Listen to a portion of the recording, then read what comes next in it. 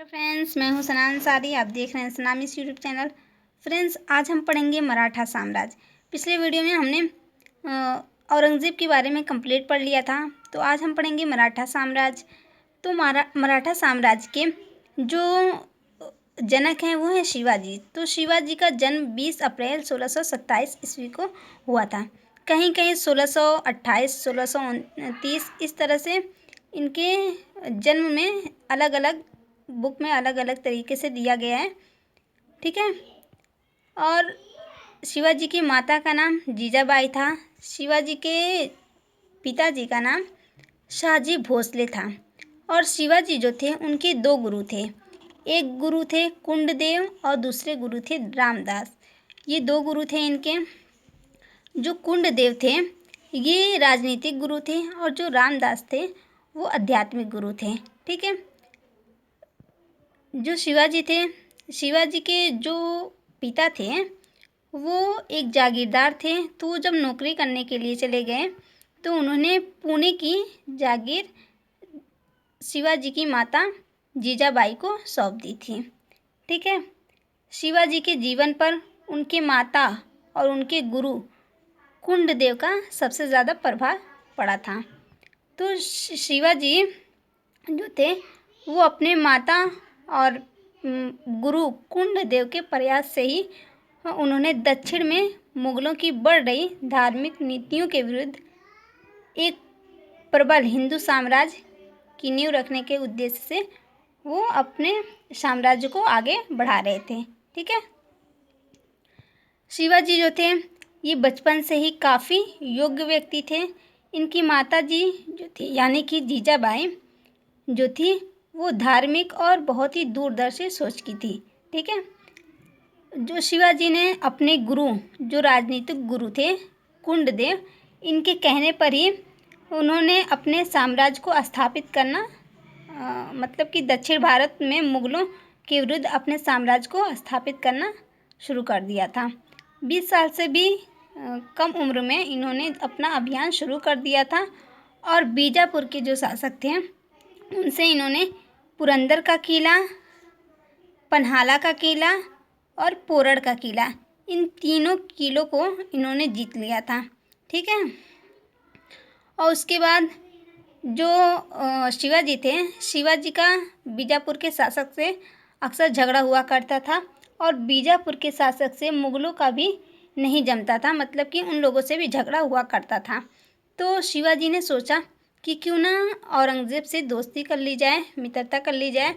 तो शिवाजी औरंगज़ेब से मित्रता करना चाहते थे, लेकिन औरंगज़ेब जो था वो शिवाजी से मित्रता नहीं करना चाहता था। वो क्यों नहीं करना चाहता था आगे इस वीडियो में मैं आपको बताऊंगी, तो बने रहिए वीडियो में। तो जो शिवाजी थे और औरंगज़ेब दोनों लोग की मुलाकात 1657 ईस्वी में हुई थी, ठीक है। जो बीजापुर के शासक थे उन्होंने अपने सेनापति अफजल खान को भेजा था शिवाजी को मारने के लिए।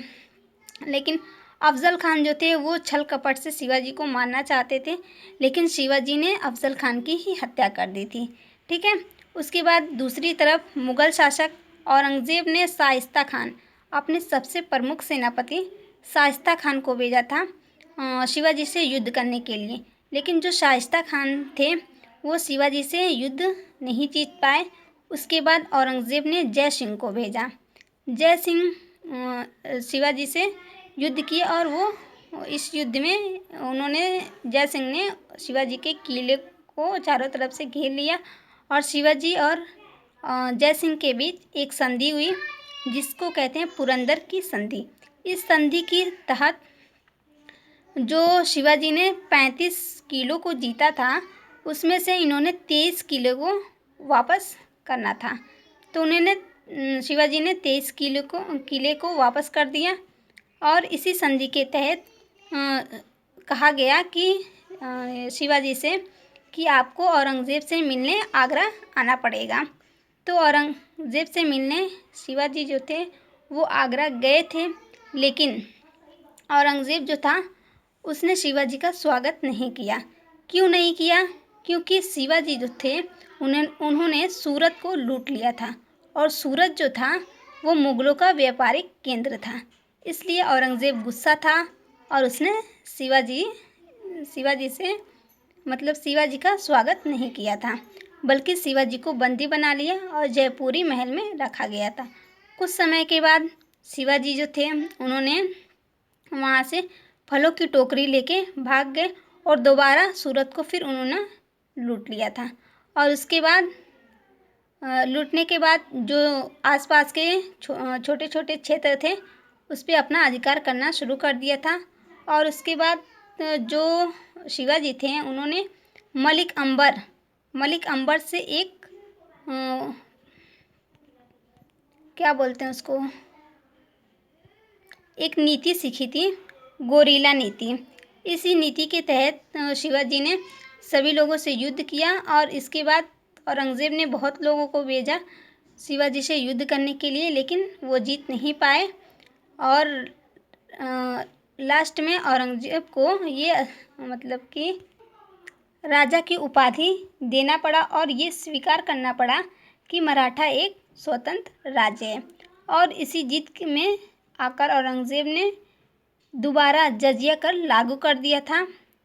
और औरंगज़ेब की यही नीति थी कि मराठों के साथ साथ अन्य हिंदू शासक भी मुगलों के खिलाफ हो गए थे। और इसकी वजह से जो छोटे छोटे साम्राज्य थे वो बिखरने लगे थे, मतलब कि टूटने लगे थे। लेकिन शिवाजी जो थे, शिवाजी ने इसके बाद अपना राज्याभिषेक कराया।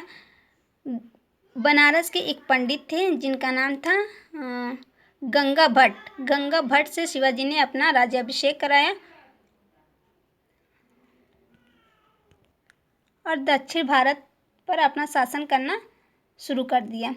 शिवाजी ने अपने शासन के लिए 8 मंत्रियों को